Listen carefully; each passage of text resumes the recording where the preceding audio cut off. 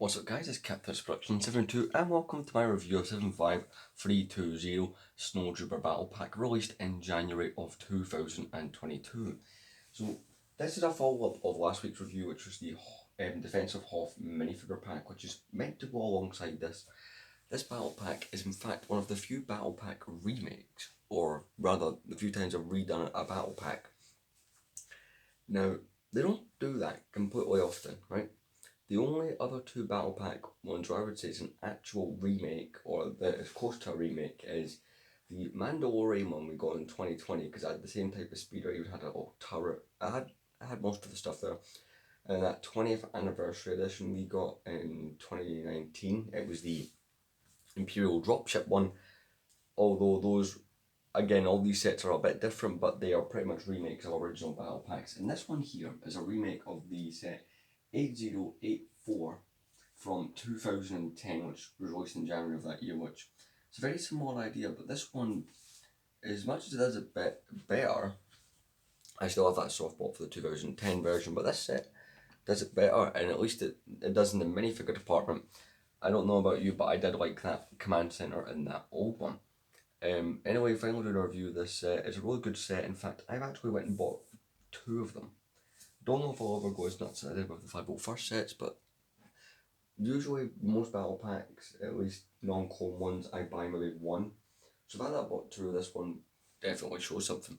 Let's get into those minifigures, because those minifigures are different from usual. And I'm actually going to be showing all four, despite three of them looking pretty much the same, apart from a mere difference in blasters. So our first minifigure in order of box is simply a Snowtrooper. He has that long rifle thing that the 501st clones have, using like the kind of candle piece. They do not put backpacks on any of these ones. And if you remember the kind of 2003 up to like 2014-ish ones, I think, had the backpack built into the helmet. They don't have that anymore. In fact, this one doesn't have a backpack full stop. But it was really nice kind of dark tan hand. I really like that. I like the detail, you know, because it comes down from the torso to the waist to the legs. That is quite a cool look. And one thing that they've started to do now with LEGO Star Wars, especially with the Imperials, back in the day they used to just give them black heads, and in the 2012, 2013 era, they gave them those kind of balaclava heads that are kind of like the Jango Fett one. And then they just gave them angry clone heads. But in recent years, I've tried to give them different heads to make diversity, because unless you're not that deep into Star Wars lore, the clone troopers were not the Empire. Basically, they were brainwashed and recruited, citizens. If you look under this one's helmet, you will find, this kind of grin type face. You don't get any back printing because, of course, there's no hair to cover it up, and it would just look weird. But yeah, they've all got different faces for it. I'm going to show you the other one's faces. Just to point out, the next two are completely the same apart from the blaster, but again, they are considered different variants because they have different heads. For instance, this one's head is a female head, which is another thing they've been doing, different genders as well. Again, they will not have any back head printing, but they do have the head printing on the front. So yeah, and of course they are kind of like that maniacal, kind of evil kind of look to their faces.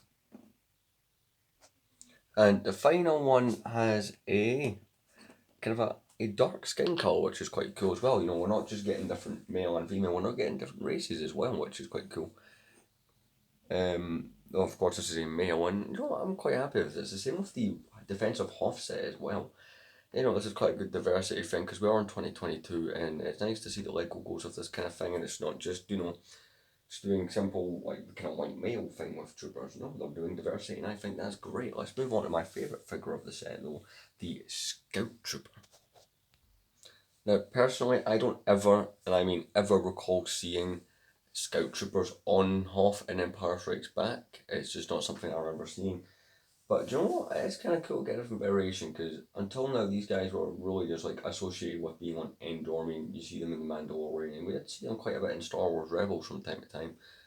But this is the Hoth version, which is quite cool. It's got loads of nice prints. It's got that dual molded helmet.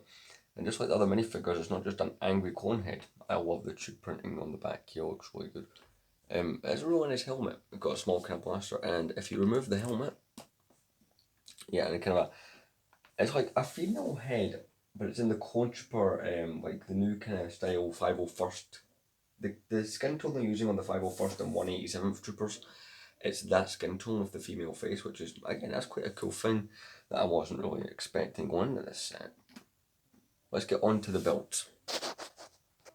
Alright, so start off the smallest build. It's kind of like an E-Web blaster cannon. Now, it is quite good, although if I'm being honest, I kind of prefer the blaster cannons of old here because I do not like the big stud shooter, but this is my first experience, or my first set rather, with that new kind of stud shooter piece, which it does break quite easily, this by the way, which was introduced in the Batman series of sets, which is quite cool. So you got your little stud thing, and as tradition on this channel, I like to fire at the camera. Not the best, I'll try and fire again. They do go in sideways, which is the main difference. Put that in, hold the mechanism. And that just made them separate. Again, it's not the best. It does use those kind of off blasters as the legs, which when I see those blasters, I think of Boba Fett, and I also think of the Alien Conquest kind of minifigures as well, because they use those. It's quite a cool looking blaster, got a bit there for the minifigures to hold. So again, you can make a minifigure hold it. If I take one of our snowtroopers and remove his blaster so he can hold it, I can get him to hold it, although hopefully, unlike the Rebel ones from last week, it stays together. Oh, it does. You know, if you had to put him on one leg, you could have him firing away with his blaster there. Let's have a look at one of the cooler parts, which for me is crazy how different it is. The snow speeder itself, because yeah, you get a little snow speeder bike in this set. So one of the things that has come back from the 2010 version of this set is the speeder bike, but it is in no way the same version. In fact, the builds, I don't think there's any similarities. This one I would say is smaller and it's different. See, if you remember back to like kind of the retro, I mean proper retro kind of like Lego cars, you know how all of them had that same sassy piece with the same bits for the steering wheels, and like they always use the same basic frame. Speeder bikes had the same basic frame, and I think they must have dropped that maybe 3-4 years ago. It used to be that the kind of centre frame of it was all this one big piece that everything connected to, and now it's completely brick built. It's the same one that you'd get in the UCS 8080, which is kind of cool for people like myself who do like the UCS 8, that's not the way, who do like the UCS 8080, but I don't have the space and I don't really want to pay that for an 8080. I'd rather go for any one of the kind of play scale 8080s, plus, you know, just for scale. Now, we can take one of our snowtroopers, and again, we'll remove the blaster, and stick them to this. It's a quite a cool little speeder bike, if I do so myself. I do like getting these. I'm a big fan of like things like this in a battle pack. I like a lot, and I like this more.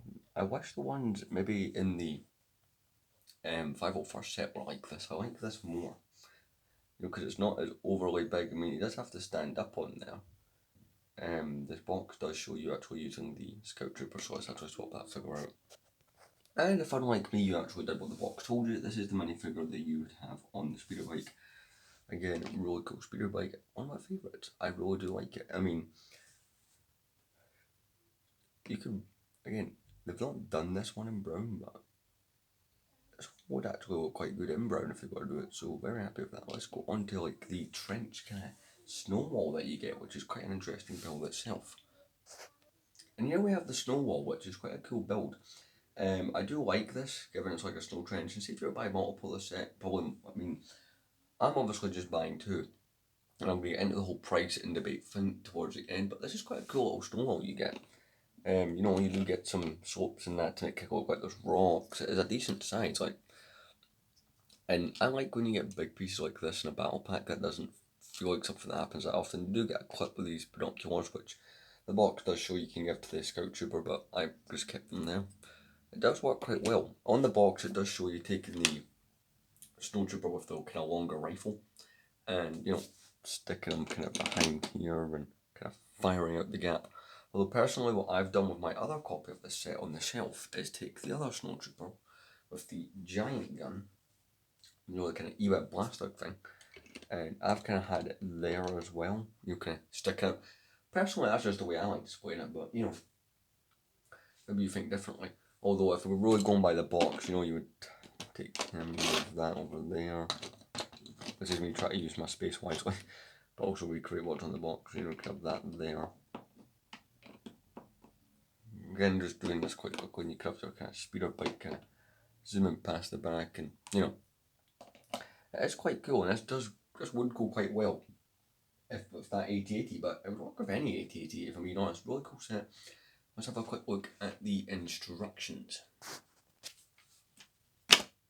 One thing that's definitely changed with battle packs over the years is the instruction used to be way bigger. Right, in fact, let me get a pair of old instructions, for example. Here's a more recent example. Now, you might say different because it's a £25 set, but it basically is, this is a set size of the old battle pack instructions, so I just could grab the first one I could find, and that is a viable first one, and you could quite clearly see there was a size difference in the instructions. I just thought that would be interesting to point out. So it's quite small, of course. You get the QR code thing in case you want to do it on your phone. I personally don't. Again, very small instructions, just thought I'd show you them. One thing that's quite cool is you do get a minifigure right here on the instructions, right? And he moves along as you move the pages along, and when you get to the end of the build,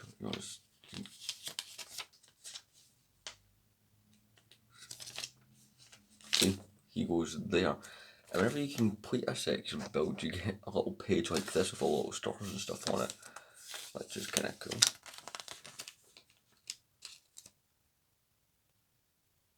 We also get pages like this. It's something I miss from the old sets, but most of the stuff here that's been advertised as Hoth stuff, other than the Razor Crest, and funny enough, this set appears twice in the instructions.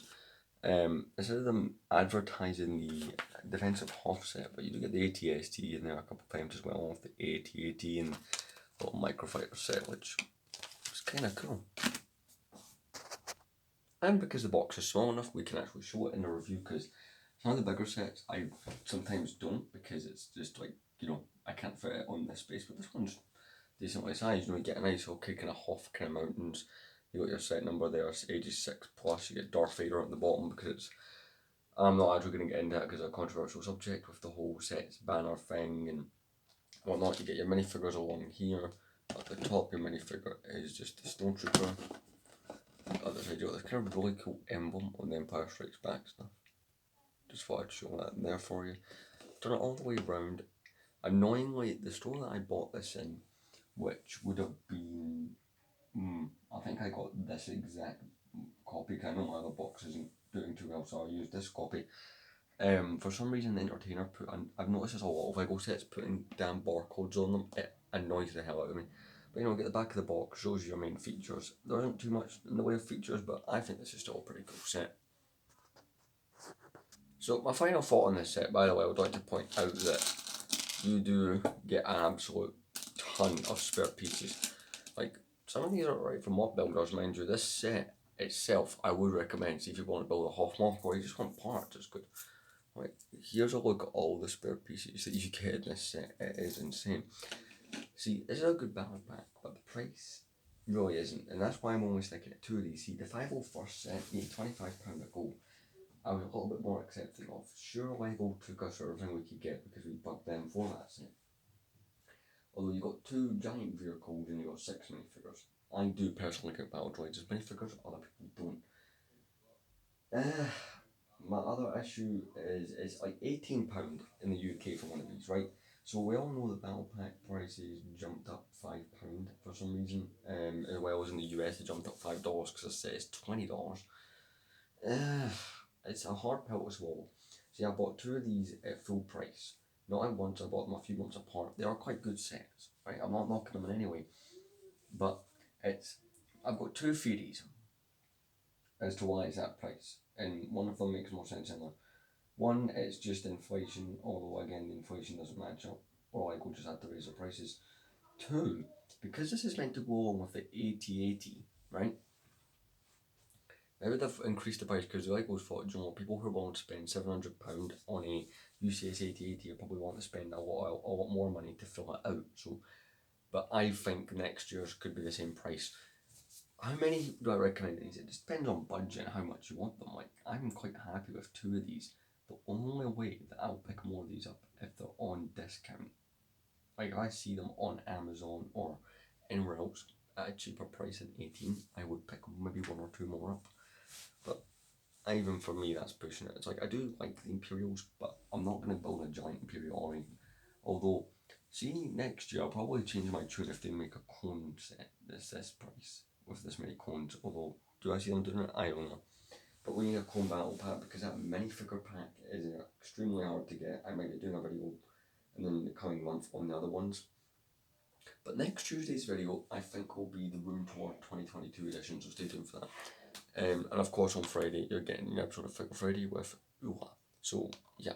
Thanks for watching, like, comment, and subscribe, and see you on Friday.